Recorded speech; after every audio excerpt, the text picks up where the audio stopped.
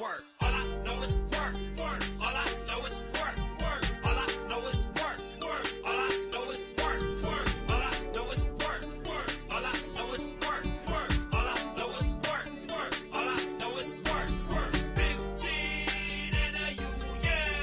Work. 15 in a union. Work. All I know is work, work. All I know is work, work. All I know is work, work. All I know is work, work. I ain't going. All I know is work. All I ain't going. All I know is I ain't going. All I know is work, work. I ain't going. All I know is hold up.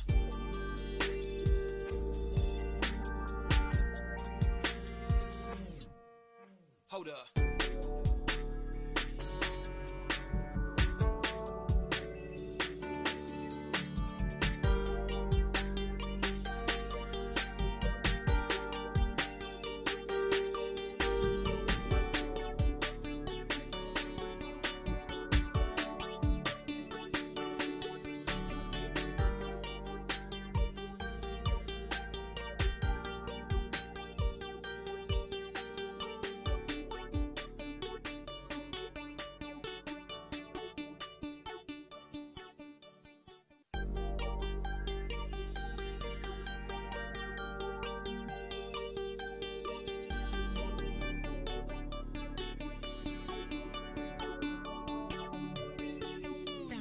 Hold up. I ain't going. All I know is work. All I ain't going. All I know is I ain't going. All I know is work, work. I ain't going. All I know is hold up. All I know is work, work. All I know is work, work. All I know is work, work. All I know is work, work. All I know is work, work. All I know is work, work. All I know is work, work. All I know is work, work. 15 in a union. Work. 15 in a union. Work. All I know is work, work. All I know is work, work. All I know is work. That right. All I know is work. Let's switch our roles. You take our lives and live in them. I'ma make my billions of dollars off you and give you the minimum. You can raise the minimum wage, but still my funds is not to be played with. I ain't just assuming he ain't got a union, then they can just go back and change it, right? Wrong. I ain't going. All I know is work, work. I ain't going. All I know is hold up. I ain't going. All I know is work, work. I ain't going.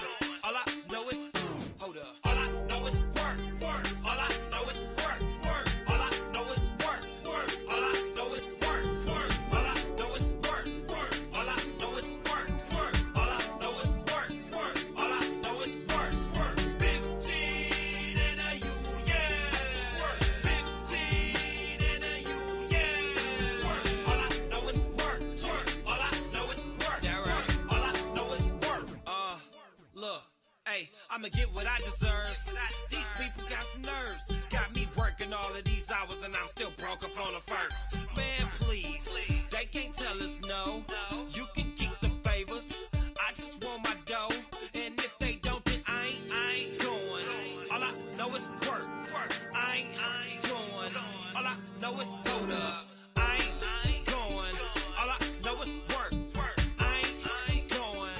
All I know is work. All I know is work, work. All I know is work, work. All I know is work, work. All I know is work, work. All I know is work, work. All I know is work, work. All I know is work, work. All I know is work, work. 15 in a union.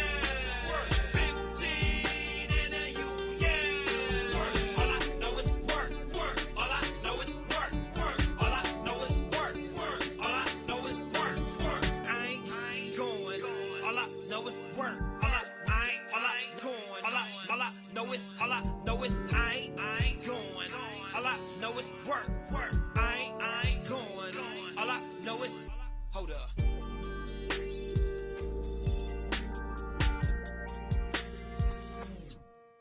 Hold up.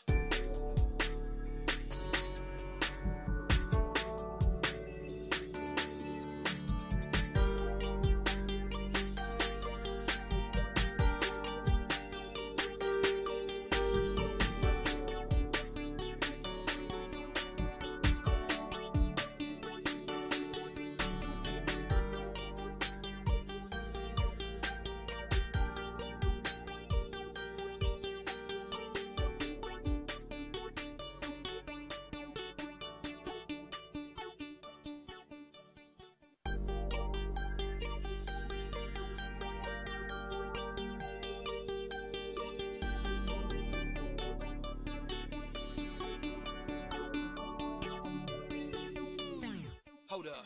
I ain't going. All I know is work. I ain't going. All I know is I ain't going. All I know is work. I ain't going. All I know is hold up. All I know is work. All I know is work. All I know is work. All I know is work. All I know is work. All I know is work. All I know is work. All I know is work. 15 in a union. 15 in a union. All I know is work. All I know is work. All I know is work. That right. All I know is work. Let's switch our roles. You take our lives and live in them. I'ma make my billions of dollars off you and give you the minimum. You can raise the minimum wage, but still my funds is not to be played with. I ain't just assuming he ain't got a union, then they can just go back and change it, right? Wrong, I ain't going. All I know is work. I ain't going. All I know is hold up. I ain't going. All I know is work. I ain't going. All I know is hold up. All I know is work. All I know is work. All I know is work. All I know is work. All I know is work. All I know is work. All I know is work.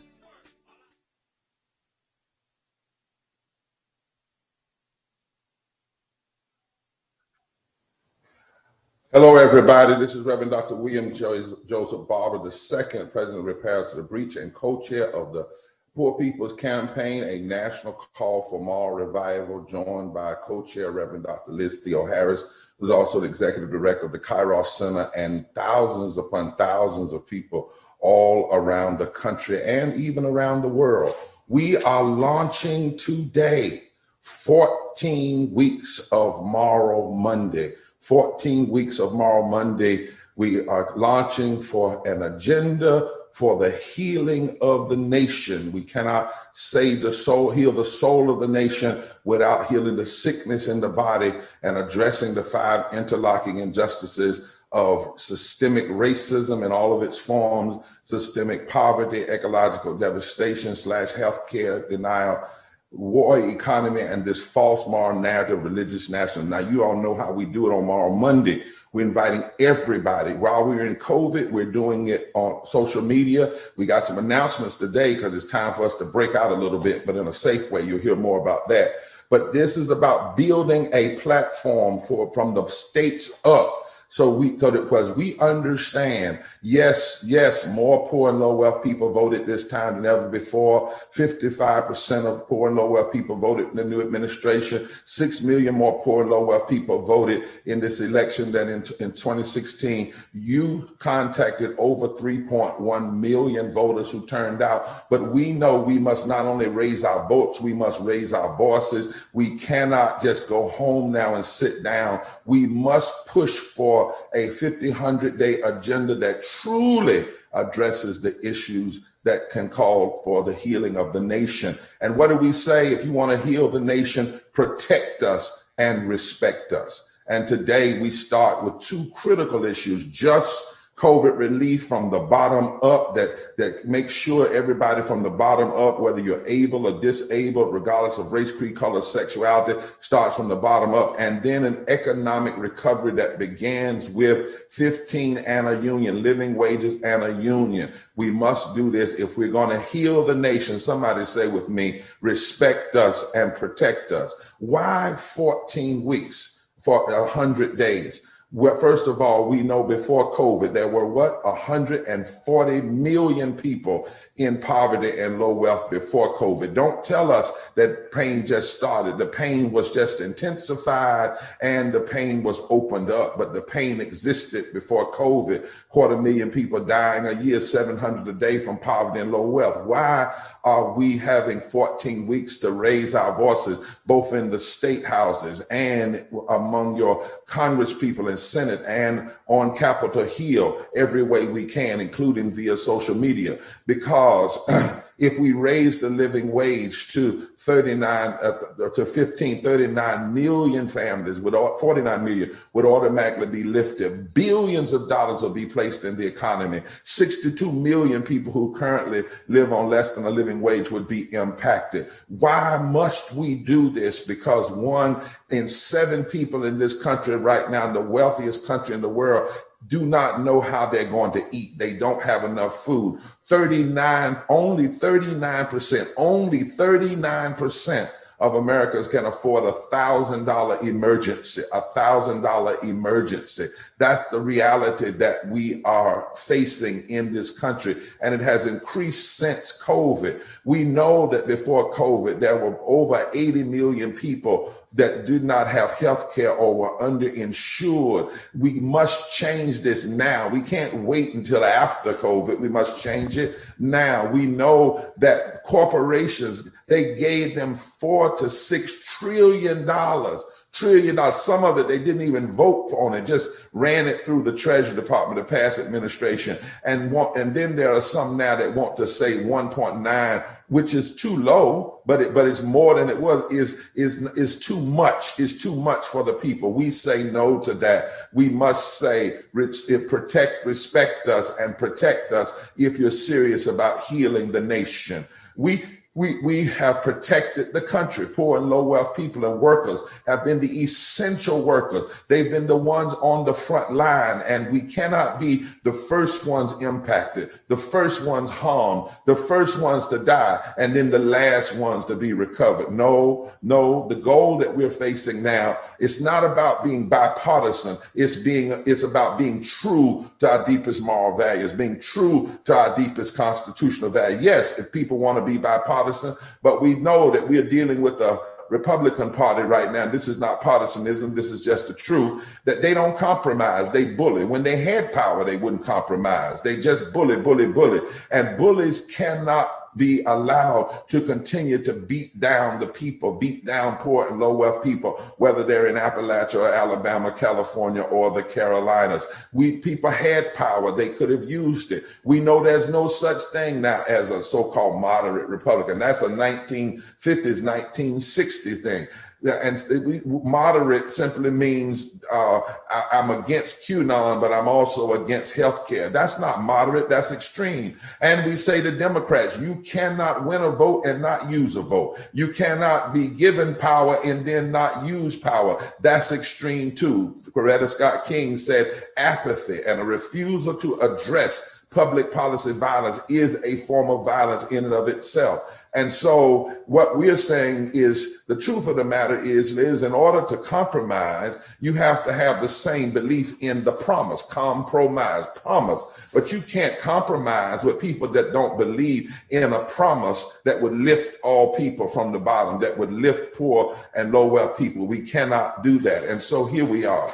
And in this moment, we are going to push 100 days, 14 straight weeks, tomorrow, Monday. Go tell somebody, to respect us, you must protect us. Healing the nation, we know the medicine, we know how to address the sickness and the body that can lift everybody. So we invite you right now to the first of the 100-day, 14 weeks of National Moral Monday from the Poor People's Campaign. You're going to hear some guests today. You're going to hear from workers today. You're going to hear the truth from Ms. Shalley, our public policy director. You're going to get instructions today. We're going to light up some phones today to McConnell and to Schumer, because when we hear people say, wait, we've waited long enough. We waited behind the business.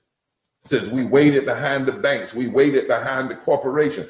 We've waited trying to see our loved ones when they died and couldn't get in. And we just had to think about what it was like for them to die alone. Well, waiting time is over now. We need action, and we need it now. People are hurting. People are dying, and it does not have to be. And it's time for us to raise our moral voices like never before. And so here we are at the beginning of the first of 14 mass Moral Monday gatherings nationally sponsored by the Poor People's Campaign. And just so folk are clear about it, we didn't just start getting involved. We didn't just start fighting for from the bottom up. We didn't just start demanding just COVID relief. We didn't just start 15 in the Union. You know, some politicians picked it up, but long before they picked it up, Fight for 15 and other groups and Poor People's Campaign in the trenches, we were pushing and pushing and pushing. So check this video out because it lets you know what we have done. We're not going to do less. We're going to do more. Was because we demand if you respect us,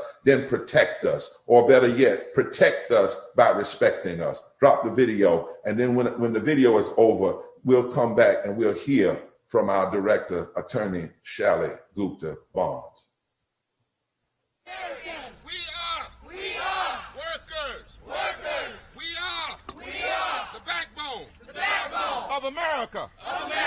You can't separate civil rights from workers' rights, and so we stand together.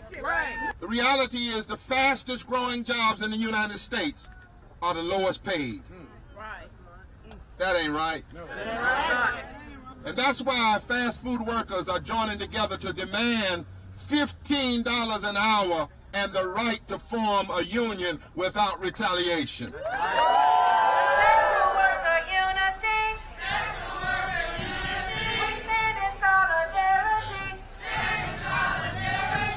52% of fast food workers are on some form of public assistance.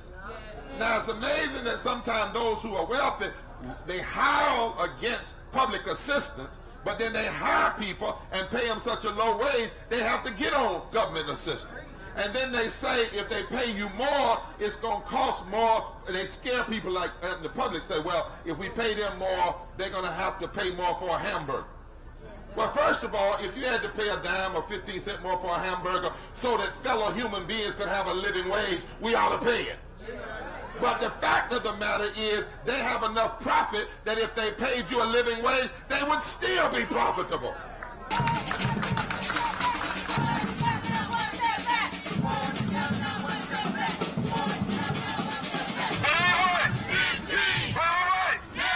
Franklin Delano Roosevelt said this in the 1930s. Don't you ever let a greedy person making money from your labor tell you that you don't need a living wage.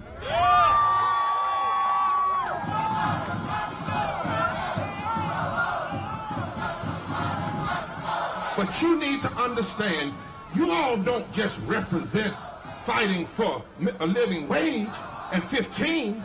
You represent the threshold of a third Reconstruction. Y'all hear what I'm saying? The truth is that living wages raise productivity, that living wages decrease turnover, and that living wages builds jobs. When you pay people more, it's good for them and it's good for the economy. It's good for America. Any form of work that doesn't pay a living wage is a pseudo form of slavery. And for those who tell us we want too much too soon, it took us 400 years to get from 0 to 725. I know you don't think we're going to wait another 400 years. And when you got righteous anger and courage, then you can have hope. Because you know, as my sister said, if you fight long enough and hard enough and loving enough and strong enough, a change will come. We know that from history, when those most impacted by injustice band together with moral leaders, clergy, activists, all people of conscience, that is when we can make a change. That is when our country gets better for everyone, not just a select few. We are here because we're going to win labor rights. We are here because we're going to win living wages. And the right to thrive, not just barely survive. What do we want? Living wages. When do we want it? Now, we will fight. until you respect our dignity. We will fight until we loose the bands of wickedness. We will fight until the laborer gets what they deserve. We will fight until we can know that this America is America for everybody. This is our land too. This is our home too. We will fight until the American dream belongs to all of us and not some of us. We will fight. We will fight. We will fight. And not only will we fight, we will win.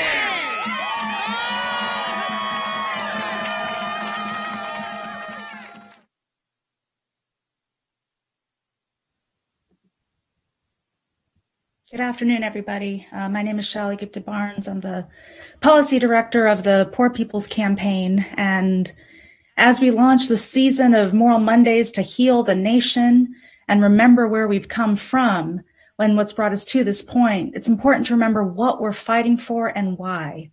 As Reverend Barber said earlier, before the pandemic, there were 140 million people who were poor or one emergency away from being poor. And for the last decade, we've seen an expansion of low-wage jobs, precarious jobs, especially and women and people of color have been disproportionately moved into those jobs.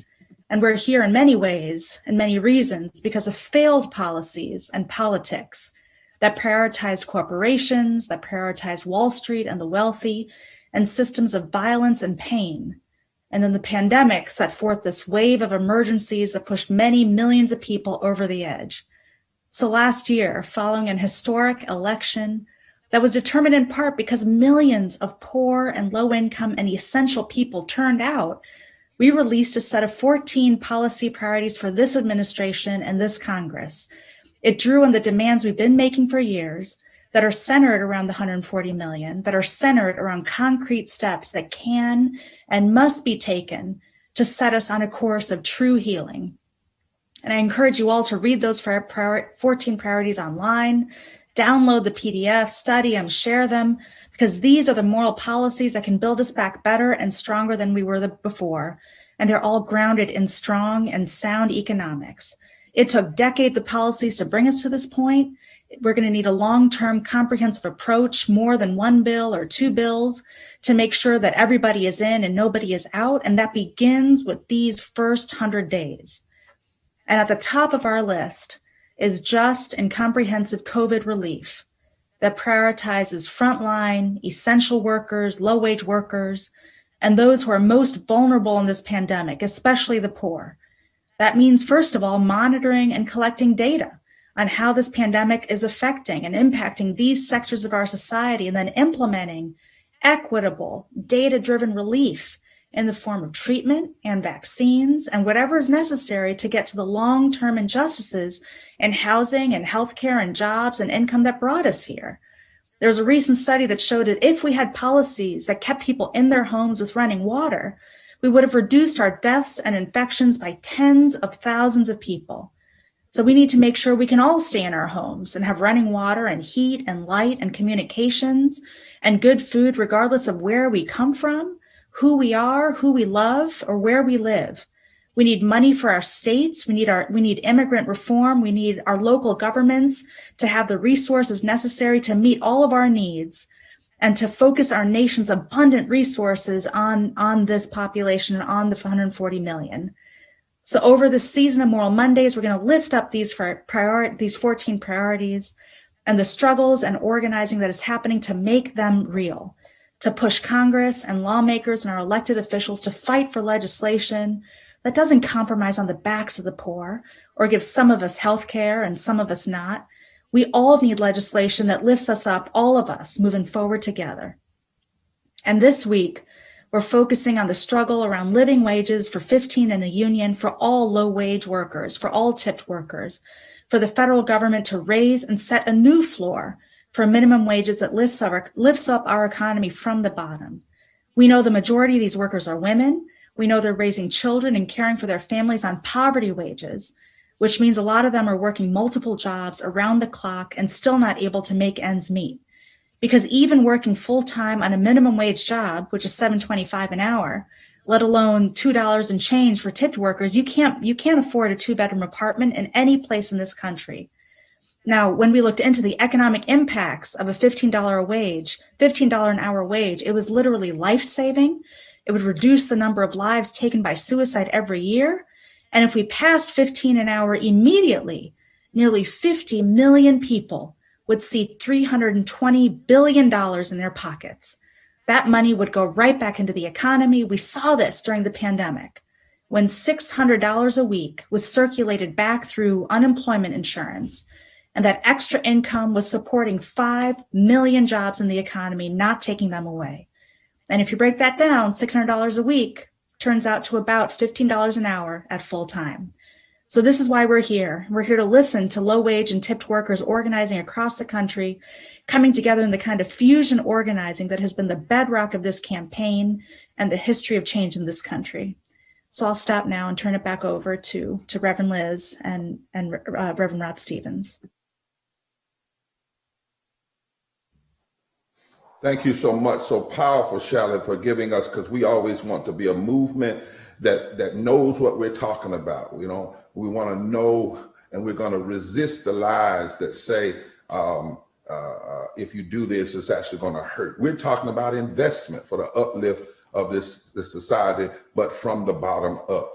Now we're going to go to Reverend Dr. Liz to come on remarks, and she's going to talk to you, but also talk to you about how to take action, because we need folk taking action right now. We need to fill up every line that Schumer and McConnell have demanding action now on a full just COVID relief, full just, and on $15 living wage now, immediately for everybody. Don't separate anybody out, everybody in, nobody out. Reverend Dr. Liz. Thank you so much, Reverend Barber, and for everyone for joining us here today. As you said, I'm so pleased to be with everybody on this, the anniversary of the start of the sit-in movement that started on February 1st, 1960. And we know that we're here today because we must push Democrats and Republicans and independents to immediately enact a living wage of $15 an hour, covering all minimum wage workers. We need to include tip workers. We need to strong, expanded union rights. And we definitely need a full, just COVID relief. So today, we celebrate the sit-in movement, and this week, our nation celebrates Rosa Parks' birthday. On Thursday, February 4th, it would have been her 108th birthday. And we have a lot to learn. We have a lot to learn in this movement still from Mrs. Rosa Parks about the need to keep up fighting, about the struggle and pushing no matter who is in power, about ensuring that indeed, as Reverend Barber just said, everybody has to be in, nobody can be left out. And about this interconnection of racial justice and police violence and poverty and living wages and healthcare and the environment, and about all of society needing to organize around the needs of the poor and of the marginalized and lifting people up. So I'm thinking about a quote of hers today, and I think it's a really appropriate for the call-in that we're engaged in right now. This moment obviously requires bold action around racism and COVID relief and living wages and immigrant rights and healthcare, and indeed the right to thrive, not just survive. And Mrs. Park said, as she was organizing, and her whole life was spent radically organizing. She said, I don't believe in gradualism, or whatever is to be done for the better should take forever to do it. So I just want us to think about that quote today. This is not a time for gradualism. We have to promote this Raise the Wage Act. We need full COVID relief, and we need everybody that is gathering online today with us and throughout this week to call your senators and urge them to pass the Raise the Wage Act, but also to pass the fact that we need full just COVID relief. So I'm going to ask La Monique to pull up the screen so that everyone can see. Reverend Barber said that we opened this Mass Moral Monday because we're doing a massive call-in to Senate leaders Chuck Schumer and Mitch McConnell, and also to our state senators.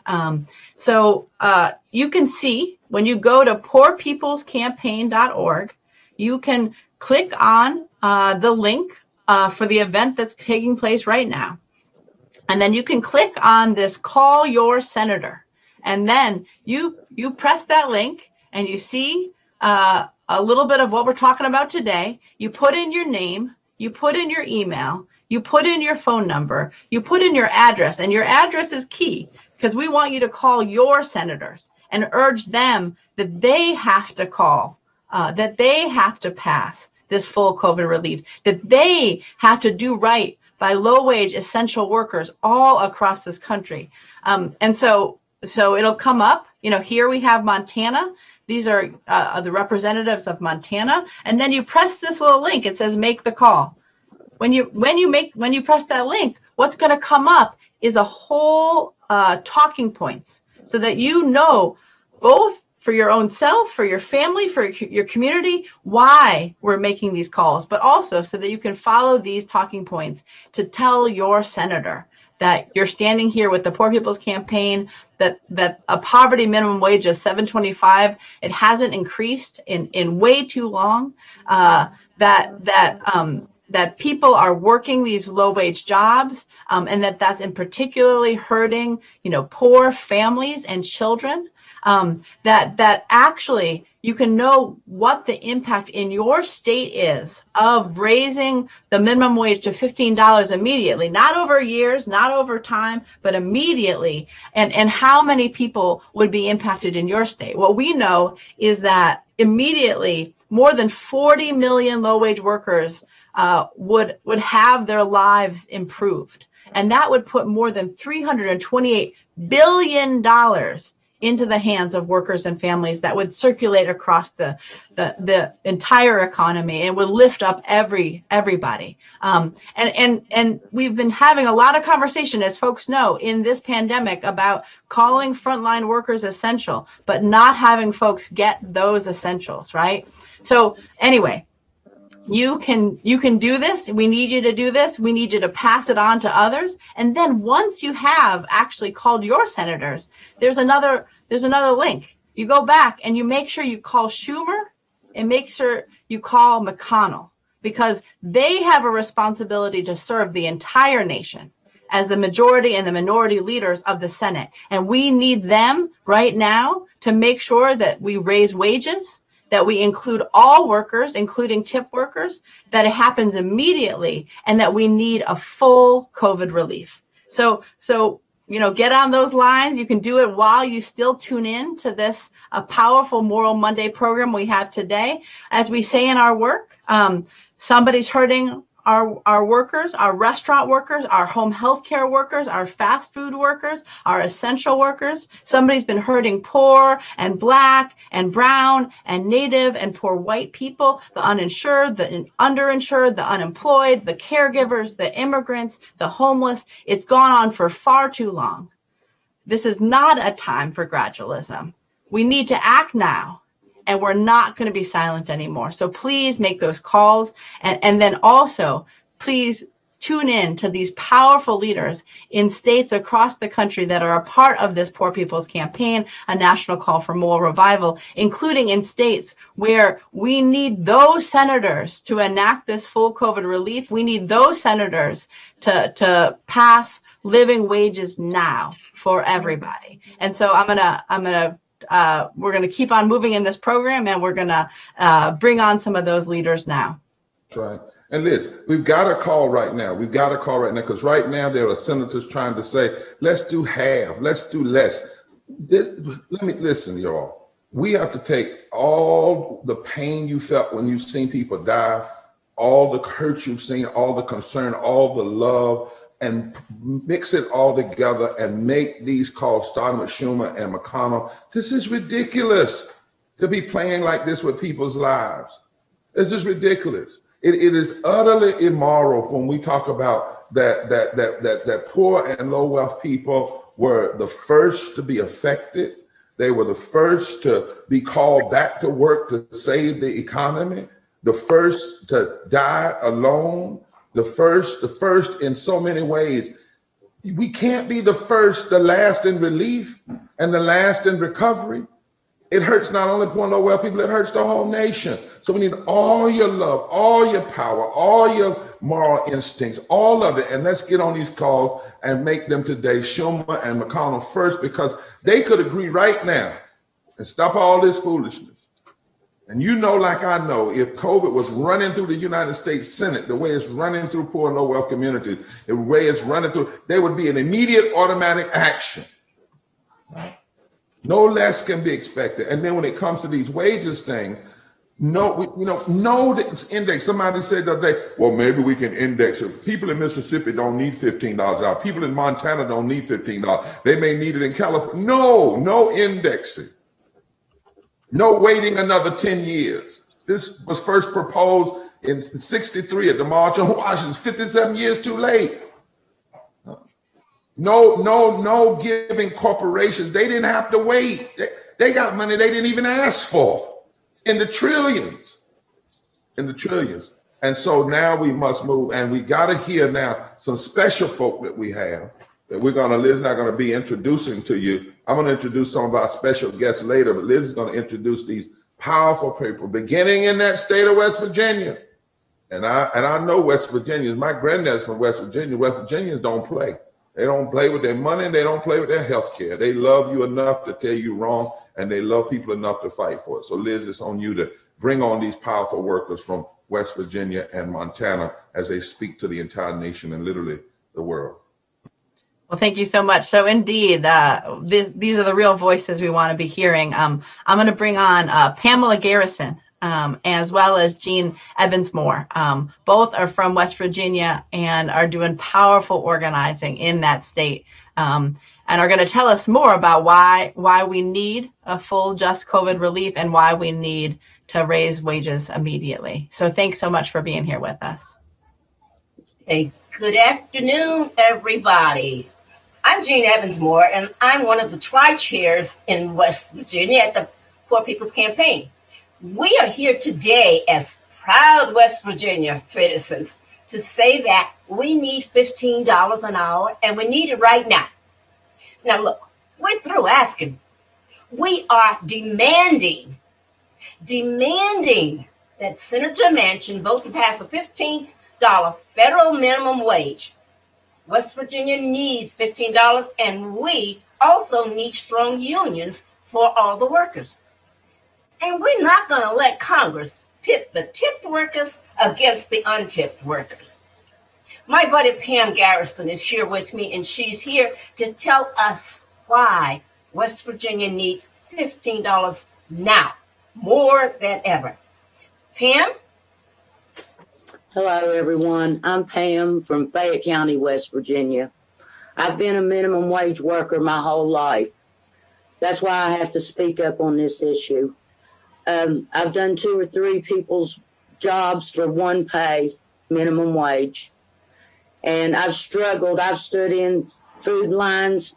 I've struggled to pay the utility bills, to keep them from one cutoff notice to the next cutoff notice. And the pandemic has made things worse. Minimum wage workers, we don't have money to put back and to put away for a stormy day. We keep our change to roll to keep till payday comes again. And in 2014, West Virginia legislatures gave us $1.50 added to the pitiful $7.25 to make it $8.25 in West Virginia. And we're one of the poorest states in the nation. And since I've got some statistics for Liz, that these statistics makes me mad. It makes me sad. In West Virginia, 55% of our children live in low-wage working households. 57.6% of low-wage workers in West Virginia make at or below minimum wage.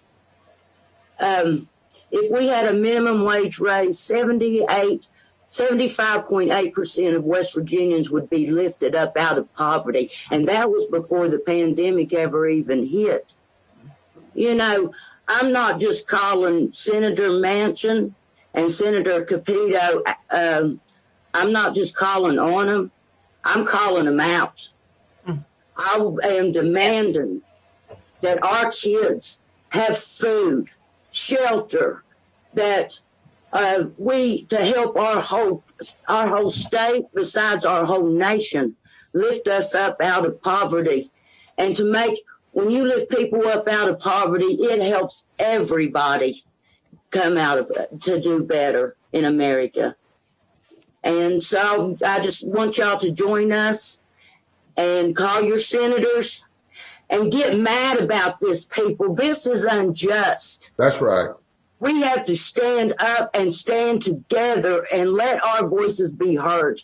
We are tired of being used, abused, and trampled.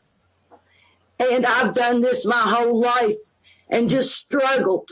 And I know how people are struggling now. I talk to women all over the state who are showing me $300, $400 electric bills right now, trying to stay warm in the mountains.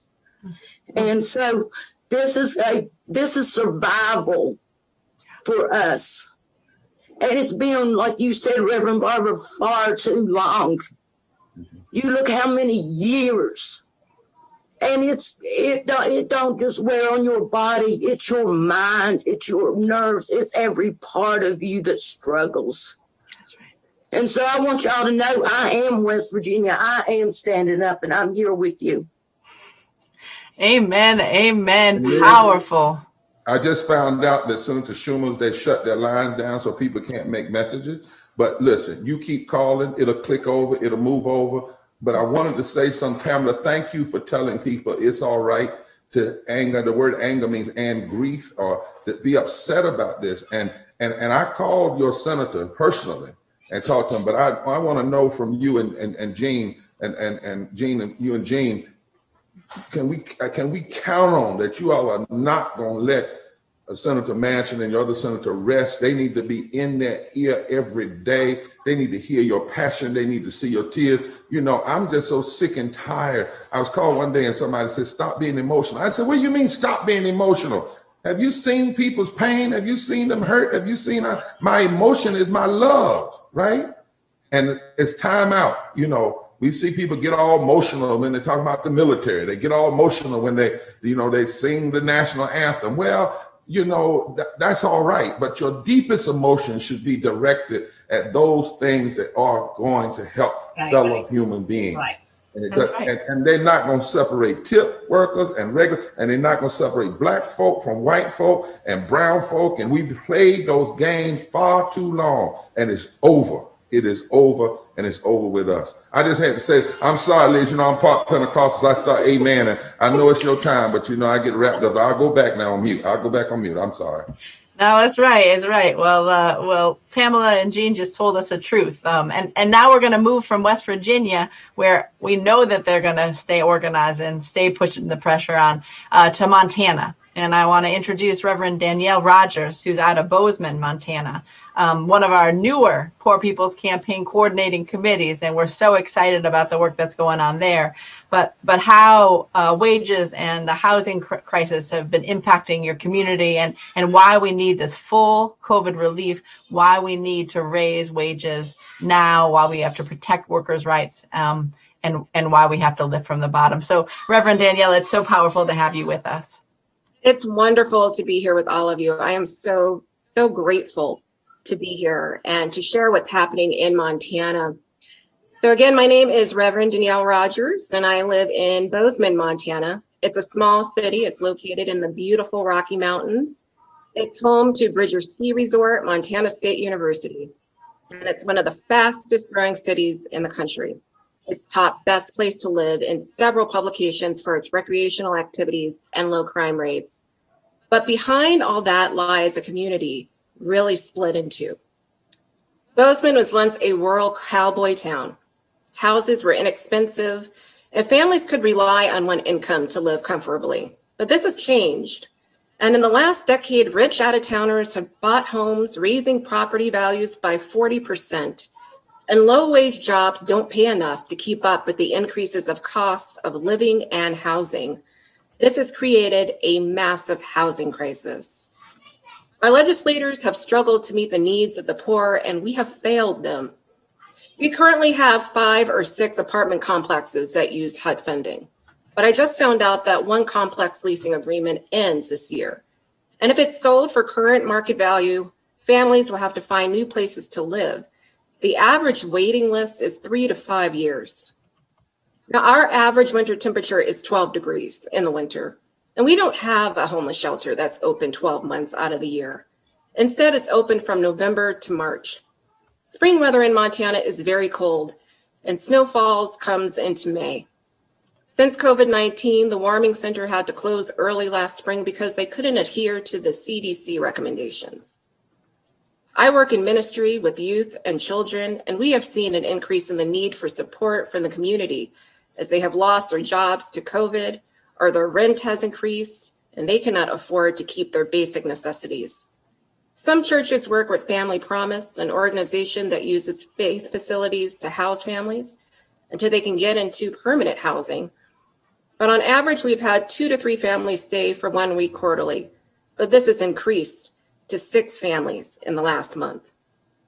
I have had homeless youth within my faith community, and it is heartbreaking. As churches, we do the best we can, but our financial contributions are dwindling because of COVID-19. We are not able to meet in person. And our community relies on churches to fill the gap, and we don't have the resources. Knowing families have to pitch a tent in a local park or park at Walmart in below zero weather, it's inhumane and it's unacceptable. And this is why Montana is demanding a $15 minimum wage. Thank you. Thank you. Thank you so much. It really is immoral and wrong, right? We live in a nation where we have 5 abandoned housing units for every homeless person there is, and yet you have people pitching tents, as you said, in the cold of winter. Does not have to be this way. That's what these 14 policy priorities show, and that's surely what raising a minimum wage, having full just COVID relief is. So I have one more a powerful leader out of Virginia. I want to introduce Ms. Thomasine Wilson, who's out of Richmond, a home health care worker there, a SEIU member, and it's so powerful to have you here with us today to share what's going on and what we all need to do. Well, thank you. My name is Thomasine Wilson. I've been a union member of SEIU Virginia 512 since 2008, and I'm a home care worker and have been for over 20 years. I provide service to seniors and people with disabilities. My work allows them to stay in their home in a familiar place and continue the life that they have built for themselves. And even though I enjoy the work I do, the wages we earn do not reflect the care I provide. And even though I enjoy this work, often I'm unable to take off from work because I don't get any paid sick leave or anything. So right now in Virginia, we were set to earn $15 an hour. And guess what? That's not going to be for 5 years from now, in 2026. That is not enough to meet our own basic needs right now. That's right. 2026, I need the needs taken care of now. As a result, we struggle with housing. We are forced to work multiple jobs. And we're not compensated even for the mileage of going from between different clients. We depend on the government for assistance for our rent and utility bills. And even for our medications, we don't even have health care. So we're not able to pay for our health insurance without $15 an hour. So many of us live in survival mode daily. That's a struggle. Home care workers cannot wait this 5 years, especially as we continue to fight against this pandemic. The issue will only become more urgent as more people age and come into retirement. Our nation is going to need more home care workers to meet the rise in demand for elderly care. And so that's why I'm also fighting for an opportunity for all home care workers to join a union. That means we not only be paid $15 an hour, but we also provide us with training. which we so very much need. And so we can keep up with the evolving needs of our clients and stay qualified to give care. And as our basic needs, like for our basic needs, like paid sick leave, and not choose between keeping the lights on or taking care of ourselves. Now, by working together, we have won victories like hazard pay, PPE, and overtime pay for home care workers. And even though we won that, we still need more. But now it's time we earn a wage that reflects and respects the work we do. And we need it, not later, but now. And that's why I'm fighting for $15 an hour and a union. Thank you. Well, thank you so much. We heard it. We heard why we have to keep on organizing, keep on fighting, and why we need everybody on this call to be making calls. Call Schumer, call McConnell, tell them we cannot wait. We need 15 and a union now. We need full COVID relief. We need all of the 14 priorities of the Poor People's Campaign, and we need it all now. So thank you so much. I'm going to pass it back to you, Reverend Barber. We have some other powerful leaders that are joining with us today.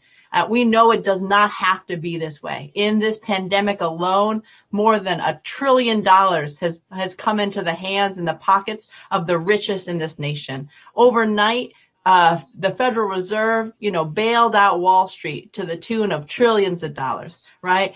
We can raise wages. It will benefit our whole society. We can expand healthcare. It will benefit our whole society. And that's why we're going to organize and make it so. So thank you so much, and turn it to you, Reverend Barber. And Liz, and I think about that, it just, the love in me connected with the truth that billionaires have made nearly $1 trillion. And my sister, pull Thomasina back up, because what she just said, she said that, and I want y'all to hear this as you're making these calls and making these commitments to these 14 weeks. I think I heard her say, I'm a healthcare home care worker, and I'm taking care of other people, but can't afford insurance. Did y'all hear the ugliness in those two things going together? That's why we can't let anything break this movement up. We can't fight each other. We got to stay focused. Here's a woman that said, I'm caring for other folk, and they are probably getting her to care for them because they have some form of insurance that pays, but then she doesn't have insurance. And then somebody says, wait, 5 years? No. I don't care if it is a Democrat. I don't care if it's a black member of Congress. I heard a black member of Congress say one time, we just need to index it. No, it's time out for all that foolishness. People need this. We must do it now. And here's the other thing, as I bring on two of our guests, and then is that, y'all, we've got to start saying, wait a minute, you're not going to keep doing this in our name. See, that's the thing we have to remember. The government operates in our name. It's just like when the government takes somebody to trial, it's the state of North Carolina versus Liz. Right? This is being done in our name. Government of the people, for the people, in our name. And I'm not signing off anymore. That's like signing a blank check and giving it to somebody, and they take it and give it to all the wrong people. You can't do this anymore in our name. Yes. This is our government, our country. And we can't have this. And that is why we made a conscious decision. We heard through the grapevine, because we got people everywhere, y'all. I want y'all to know the Tomorrow Monday movement and the Poor People's Campaign, we got folk everywhere, just like these other two ladies got people everywhere. And then we keep our ear to the ground. And we heard that there was this plan. And the plan was they were going to pit the workers against the tip workers to try to divide it up and get us fighting each other. And then they were going to slow this thing down. And we said, oh, wait a minute. We were born at night, but not last night. You're not playing that game again. We've already been through the white, black, brown. No, sir. So we said, we know what we do. We got media on today all over this country. We want you to hear. So we said, let's get my dear friend and our dear sister, warrior among warriors, Mary Kay Henry with SEIU, and get our dear friend Saru, who's with One Fair Wage and Poor People's Campaign.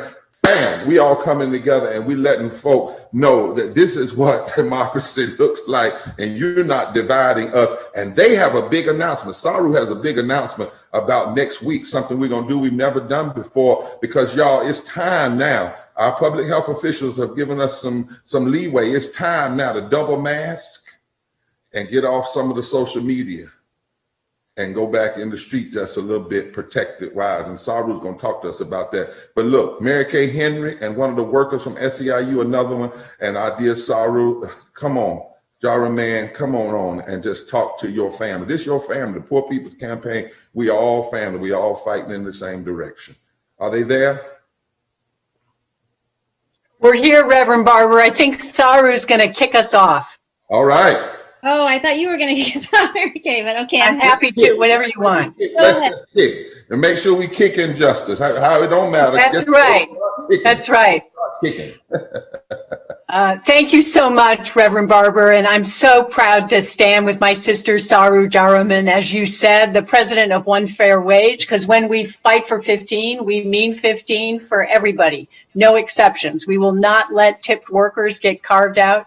Everybody needs the same minimum wage. And I want to thank my sister, Thomasine. She's another one who's not going to let anybody get left behind. It's wrong that home care and child care workers were written out of the original laws in the 30s because those jobs were done by primarily Black and brown women.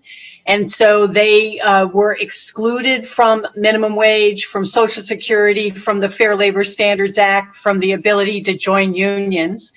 And we're not standing for that anymore. We're saying that every care worker also deserves to be brought into the fullness of respect and dignity for that work. And I stand with Thomasine in that incredible demand. I stand with the sisters, Jean and Pamela from West Virginia, and your righteous indignation. We are demanding 15 now. We're not going to wait, and we're going to make that crystal clear to every elected official in DC and everywhere in this nation. I stand with Reverend Danielle from Montana because I agree it is inhumane and unacceptable. The pain and suffering and inequality that people are enduring that's only been made worse by the COVID pandemic. And I stand with the co-chairs, you, Reverend Barber, and Reverend Liz Theo Harris, and the Poor People's Campaign. On this anniversary of the sit-in movement in Greensboro, we walk in the tradition of those who use nonviolent protests to make it crystal clear that we are making change now. We're not going to wait any longer. And that's why I'm so thrilled to join this first Moral Monday kickoff of the next 100 days. SEIU members will be with Moral Monday every Monday, the 2 million of us, and the Fight for 15 and union leaders from coast to coast that are demanding loud and clear, respect us, protect us, and pay us. A $15 minimum wage is the single most powerful measure we have to reduce racial and economic inequality. It would boost the incomes of 32 million Americans, including 25% of Latino workers and 30% of Black workers. And we did the work to elect these new leaders into office. And now it's time to push and hold corporations and every elected official accountable to those who work for a living. And that's why I'm proud to introduce someone who's been a leader in the fight for 15, Bridget Hughes. She's a mother, a wife, and a fierce fighter for justice. Bridget is organizing with her coworkers at McDonald's in Kansas City to win $15 an hour. And we know that Kansas City is one of the cities that passed a $15 minimum wage, but their state legislature took it away from them. And that's why she's fighting to make it the law of the land at the national level. My sister,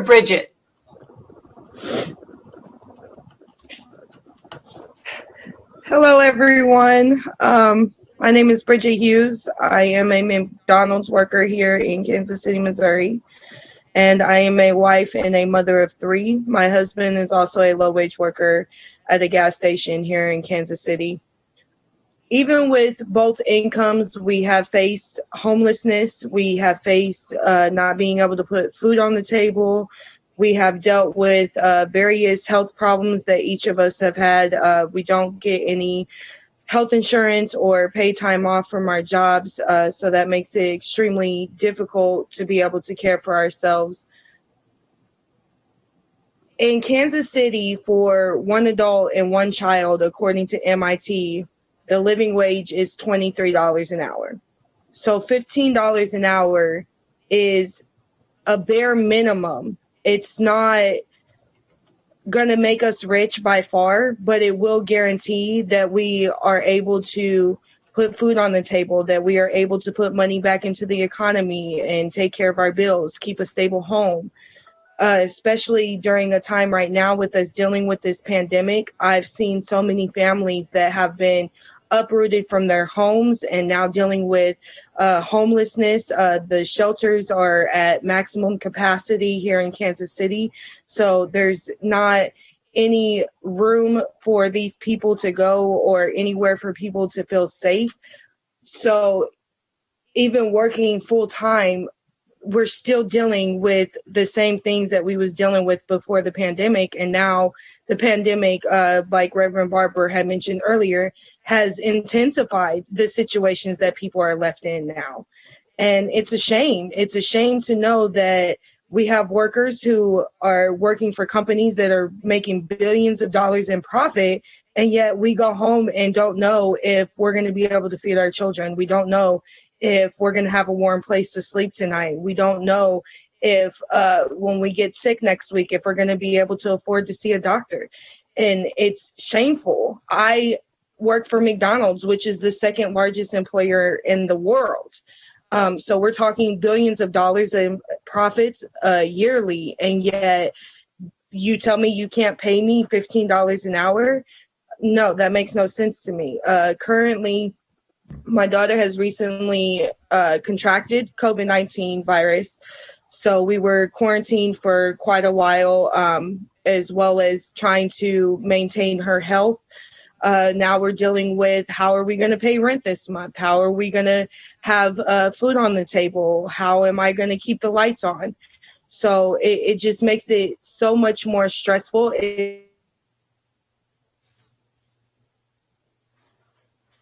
She'll be right back. It's a little technical.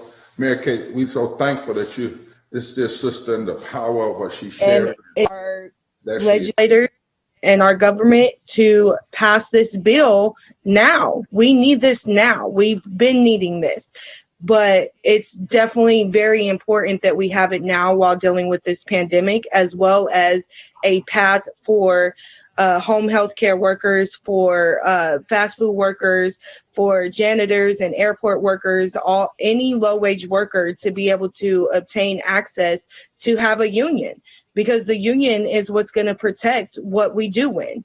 So it's time for us to get this going now, and we need everyone to continue getting on those phones and calling our senators. I know I will be blowing up Mr. Blunt's phone here in Kansas City, Missouri, to make sure they taking away from us like it was before. Thank you. Thank you so much, my dear sister. Thank you, thank you, thank you, thank you. And not only thank you for the clarity for Mary Kay and what you all put on the table. I want everybody to hear why you got to make these calls. They passed it in Kansas. They did, Reverend Barber. They took it from them. That's right. The same people that when we passed voting rights, they didn't take it at the state level. It has to be federal. We can't wait any longer. Yeah. I need to hear that all over the country, all over the nation. In Birmingham, they did the same thing in Birmingham, Alabama. They passed it in the city, and the legislature said no. So this must come federally. It must be the law of the land, just like the 64th Civil Rights Act, just like the Voting Rights Act must be the law of the land, and it must take effect immediately. People can't survive another 5, 6, 7 years. They've already waited long enough. And notice, y'all, across the country, as I love what Mary Kay said, listen, you cannot talk about racial equity and not talk about 15 and the union and living wages. You can't. It's impossible to say, I care about dealing with racial disparity and racial equity, and you don't deal with these issues. You can't say you care about workers and essential workers without doing this. And the folk that have the power cannot allow the bullies, the people who, once they lose at the state level by the voters, they then turn around and go to the state legislatures. The days of the bully politics is over. We need the politics of building and lifting up the people. And I believe when you got the power, you use the power. We've seen what mean folk will do with power. Democrats, now we need to see what you can do with power for good and for righteousness. And we're here to say, we're giving our friends a backbone, and we're saying to our adversary, you won't win this. We have to have it now. Mary Kay, thank you so much. SEIU and just always together. Only thing Liz and I are mad about is your background looks better than ours. But we're going to work on that. Saru, I know you're ready. And you got an announcement. You got a call for us. Listen up, PPC all over. Saru, come on. Thank you so much, Reverend Barber. It's great to be with you and Reverend Liz and everybody at Poor People's Campaign and Mary Kay and SEIU. Always great to be with all of you. I want to give you all a very quick background on one part of the minimum wage that often gets cut out, which is the sub-minimum wage for tipped workers. Many of you know that the overall minimum wage is too low, $7.25. The sub-minimum wage for tipped workers is absurdly low. It's $2.13 an hour, and it's been that way for 31 years. It's a literal legacy of slavery. The first tipped workers in the United States to not get a wage were newly freed Black people who, at emancipation, the restaurant industry wanted to be able to hire them, not pay them anything, and have them live entirely on tips. So the idea of a $2 wage comes as a direct legacy of slavery in the United States of America, and it's time for it to go. Today, 70% of tipped workers are women, mostly waitresses working in IHOPs and Denny's and Olive Gardens across America, not earning enough in tips to survive, and that was before the pandemic. With the pandemic, about 6 million restaurant workers lost their jobs, and 60% of them couldn't get unemployment insurance because in most states they were told that their sub-minimum wage of $2 or $3 or $4 an hour was too low to meet the minimum threshold to qualify for benefits. That's outrageous and ridiculous, and it forced millions of workers to go back to work in a pandemic before they felt safe. And when they went back to work, they were asked to do more for less. They were asked to enforce social distancing and mask rules from the very same customers from whom they had to get tips at a time when tips are down 50 to 75%. And worst of all, we heard from literally thousands of women across the country that they're being asked to remove their masks so male customers can judge their looks and therefore their tips on that basis. Whoa. We've heard that so often from so many thousands of women that we know we're calling it masculine harassment because it's become so pervasive. And it means that earning a $2 wage has gone from a racial, economic, and gender injustice to becoming a matter of life and death that must be ended now. These workers need a full minimum wage so they're not dependent on male customers who say, I'll only tip you if you take off your mask so I can see how cute you are. That's got to go. It's a legacy of slavery. It's got to go. And these women relying on these tips has got to go. So we stand with everybody here to say ending this legacy of slavery and a $15 minimum wage for all, for fast food workers, for full service restaurant workers, for anybody who works in the United States of America is an immediate COVID relief issue and thus has to be part of this COVID bill. And to call for that, we are together with Reverend Barber and Reverend Liz and the Poor People's Campaign and SEIU holding an event on Monday, tomorrow Monday, February 8th at noon Eastern, 12 o'clock Eastern. We'll be live, socially distanced and safe in Washington, D.C. on the National Mall. We'll be live and socially distanced in another 6 cities, New York, Chicago, San Francisco, Denver, Arizona. If there are cities that would like to join us, we'd love to have you. You can join us either live or digitally by going to www.onefairwage.org/fair Feb 8, Feb 8, because this event is happening next Monday, February 8th at noon. Again, you'd go to www.onefairwage.org/Feb 8, Feb 8. Please join us. We need everybody to turn out to show Congress members that there is a groundswell of support for $15 for all. And I want to invite my brother Damani, who's a tipped worker from New York, who can tell you just how hard it's been for tipped workers during this pandemic. How's everyone doing? I really want to just thank right off the bat both the Reverends, Sir Barber and Lady Liz there, and we also have the Reverend, I think, Danielle in Montana, with that incredible story about that housing crisis that's happening there. I really thank you so much for sharing those stories. I can't echo enough how important it is that we all get on the same page. That's also part of having a wage that is communicated throughout all the states here that we're united in. I myself, my name is Damani Bernardo. I've worked in the service industry for a little more than 30 years. This pandemic has given me the opportunity to be able to really reflect on my past history in the restaurant industry and to be able to share with you stories of hitting what I say is not really a glass ceiling because I can't really see beyond the other edge. I've worked in the front of the house mainly. I've never worked with another man of color. I think that it references the standards which we've created for several hundreds and thousands of years, that we've created a system where we essentially, as people of color and women, support the ideals and wishes of white men. I myself consciously have always been against that. I now stand with my workers here in New York City, and I'm striking in restaurants and other low-income workers.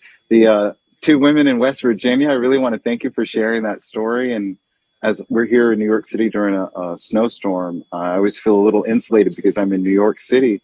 But that was such a great reminder to think about actually being on a mountain and being surrounded by snow and wind and having the heat the house for my family and myself and having to return to work. Pamela Garrison, that's an incredible story. And I think also really it's really incredible for you to communicate that it's been a life of struggle. And I think that we have an opportunity to continue to erase that and to create opportunities so that we're in a level playing field and we have the opportunity to support our families. The lady who just spoke before about having worked at McDonald's, and her husband as well, as low-wage workers and suffering health crises and not having the ability to have any medical care or the ability to even save money for events like that. Again, back to Pamela, when you said you save the change so that you can roll it at the end of the week for transportation so you can get to work. I definitely recognize that. My mother worked as a postal worker until she retired, and we were always on public transportation. And I understand the idea of being able to recognize a coin and having to have it stretch as far as you need it to. Again, working here in the restaurant industry, I've fought and have been fired from every restaurant job that I've ever had.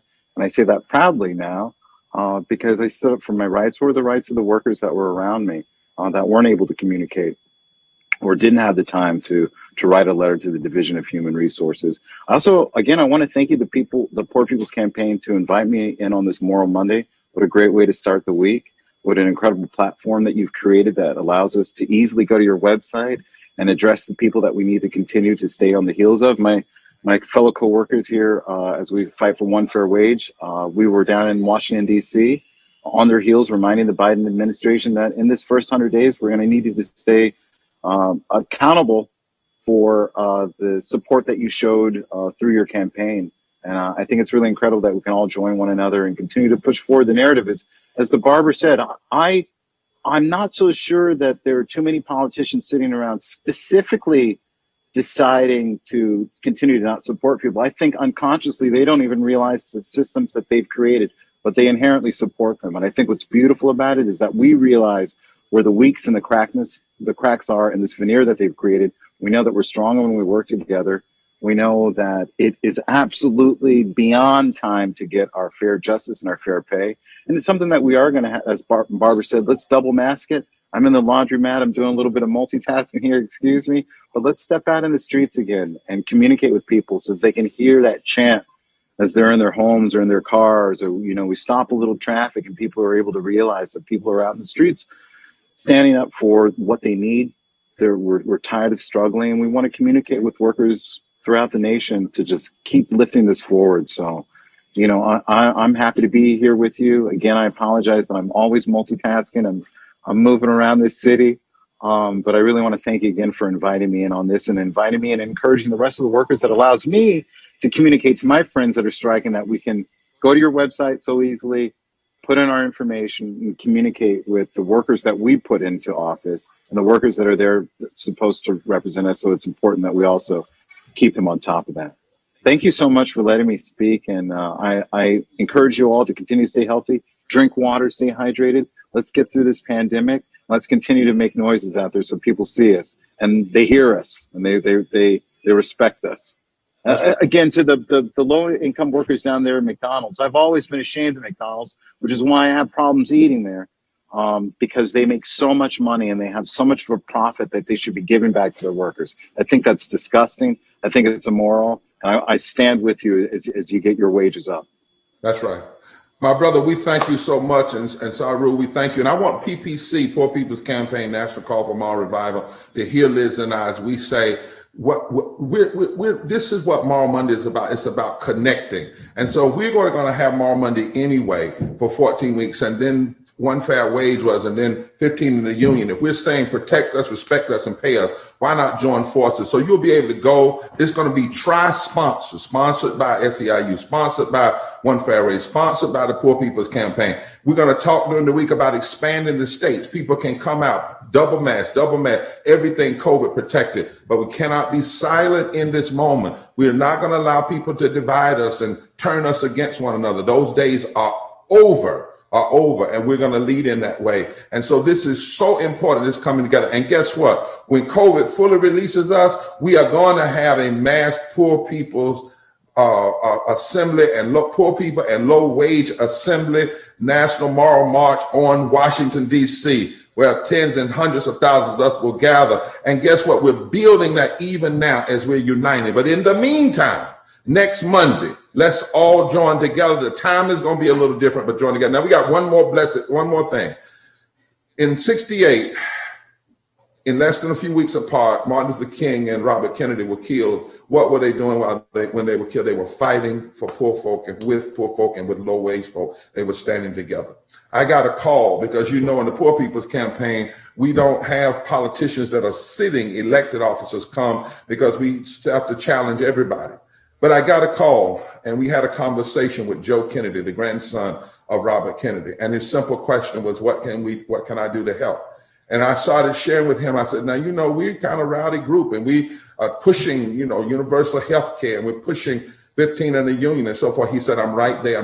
What can you do? I said, well, we said when we met with the domestic policy team that we wanted a White House level coming together in the White House with people like you on the call, sitting with the president, vice president, not people on your behalf, but people together, our advocates, our economists, our lawyers, our union brothers, sisters, and leaders. But most of all, we said that in this movement, the goal is to change the narrative, put a face on these problems, whether it's in New York or West Virginia, and to build power. He said, what can I do? I'm ready.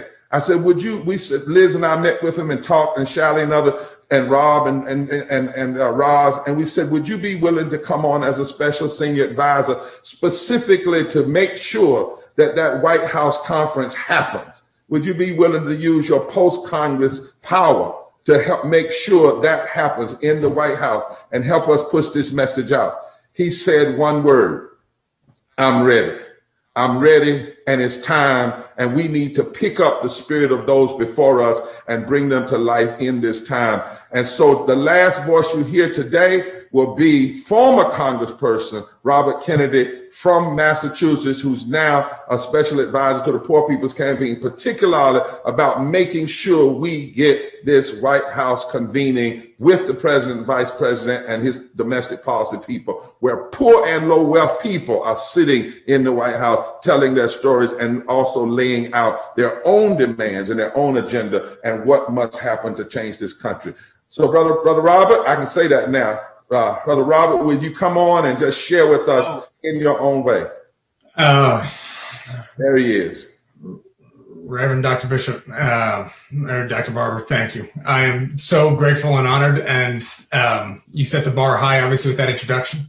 But if there's one thing that I have known from my time knowing you and everybody associated with the Poor People's Campaign is you're going to get to yes at some point. It might as well be now, because you're just not going to stop. And it's going to be an awful lot easier on everybody if you just cut to the chase and agree. And I think it is a testament to the leadership of the individuals pictured here, but most powerfully, the people that you all represent, and the thousands and hundreds of thousands and millions of other voices and pairs of feet that continue this work day after day in every single community across our country and around the world. And so, Reverend Barber, Reverend Liz, and many other reverends on this call. Saru, great to see you again. Rob and so many others. I'm honored to be with you. I'm honored to try to contribute to your efforts in any small way that I can. I'm incredibly proud of the work that my grandfather did alongside many of you at that time and over the course of his life. And again, however I can contribute to this going forward, I want to. Mary Kay, wonderful to be with you as well. I am cognizant of the fact that time is running a little long and I am last, which means the only thing standing between you all and a song and freedom from another Zoom is me. So let me be brief on this, but echoing what many have already said, I was struck, as I'm sure Reverend Barber, you were this morning and others, in reading some of the coverage of the latest COVID package and the calculations that are taking place in Washington about what's going to get passed and what's feasible and all the rest of it. And when it came to the discussion of a $15 minimum wage, where one of my Republican former colleagues said, that doesn't seem to be so related to the COVID crisis, so that should get cut out. This stemming from the fact that for the past year, you cannot find a single politician across this country at any level that has done nothing but praise essential workers, call them essential, designate them essential, show up for those photo ops, and then turn around and then try to deny them some aspect of the basic dignity that actually means to be essential. It is the height of hypocrisy to be able to stand up and say, hey, we need you to drive our buses. We need you to care for our children. We need you to create the basic structures of society, pick up our trash. We need you to teach in our schools. We need you to do what we need you to do so that our society can function. We're going to claim that you're essential, but we're not going to pay you a living wage. We're not even going to give you the foundation for which you can start. And so this moment, not only is this a opportunity to try to address that moral failing that we have been wrestling with now for so long, but Dr. Barber and Reverend Liz, what I am so struck by your work and that of so many others on this call, on this forum, is the ambition and the faith that you put in the American public to be able to say, we can do this. We deserve this. We will fight for this. And to know that we can do this, and the only thing blocking it is political will. And that if that's the case, we are going to win. It's just a question as to whether you're going to agree early or late. But like water on a stone, we're going to get there. And I'm so honored to play a small part in it. Reverend Dr. Barber, thank you. All of you, thank you for your work. Honored to call myself an ally and an advocate in your efforts, and look forward to the challenges ahead. Thank you so much. And I misrepresented thinking about the spirit of your grandfather, but I know it's Joe. I'll take that in behind. You can call me whatever you want. That works. And, we got a lot of conversations. We're going to make this happen. You're right. We're going to say yes. I mean, we come from a tradition of people who eventually get to yes. Yes is a must. And when America says yes, guess what? She's going to be glad she said a yes. Republicans, Democrats, everybody is going to be glad. Right now, we're just dealing with the people that think they have to say no because they've been saying no so long. But we've got to change this narrative and be a power. Now, there is one thing, Brother Kennedy, that you have to do to be bona fide with the PPC, Poor People's Campaign National Call for Moral Revival. You have to be able to say two things. Somebody's been hurting our brothers and sisters far too long, and we won't be silent anymore. So you have to say that with us. You have to say that on camera. Somebody has been hurting. Somebody has been hurting our brothers and sisters for far too long. And we won't be silent anymore. And we won't be silent anymore. And wherever you are in the country now, you're going to hear people, they're going to come up to you and they're going to say, forward together. And you have to be able to say, not one step back. So forward together. Not one step back. He got it, Liz. All right, y'all. It's a done deal. I'm sorry. You marked now. We are glad the fight is on, y'all, and we're gonna give you credit the first 2 times, and the third time we're gonna say the Lord told us. You might as well say yes now. It would be easier to just say yes now. We will give you credit the first 2 times, and after that, we said the Lord told us to tell the country. You might as well say yes now. It would be so much easier. Listen, this has been a powerful first of 14 Moral Mondays, National Moral Mondays. We've got thousands of people on. The calls are going all over the country. We will be back here next Monday, different time. Look out where we join together with One Fair Wage, SEIU, Poor People's Campaign, all over the country, in DC, coming out, doubling up, because we're going to make our voices heard. What is real hope? What is real hope? What is real love? Real hope and real love does not make you apathetic. It actually puts something inside of you and causes you to move and believe that in coming together and with our efforts, we can in fact change things. And that is where our joy comes from, because the joy we have, the world didn't give it and the world cannot take it away. And our joy is so rooted in justice and love for everybody, regardless of their race, their color, their creed, or even their ability or their disability or their sexual orientation. Rob, you have it. Take us out. Closing song. Don't Stop Calling. Love you all. And we say it. Let's hear it. Let's make it rumble all over. You can be on mute, but we can say it where you are. Forward together. Forward together. One step back. Take care. We'll see you next week. Thank you all so much for joining us today. Please be sure to tune back in next week at 12 noon for a joint broadcast coming live from DC and from across the country. All the information for how to join those local events will be forthcoming. We thank all the participants today in this Moral Monday that we're launching in this new time period, in this new political moment that we find ourselves. We need Moral Mondays now more than ever to push these issues over the finish line. So please keep calling all week. And if you have any trouble, just try again. And we'll be back next week at 12 noon. And we're going to roll out with a song from a pre-recorded song to lift our spirits as we move through this week and try to finally get 15 and a union.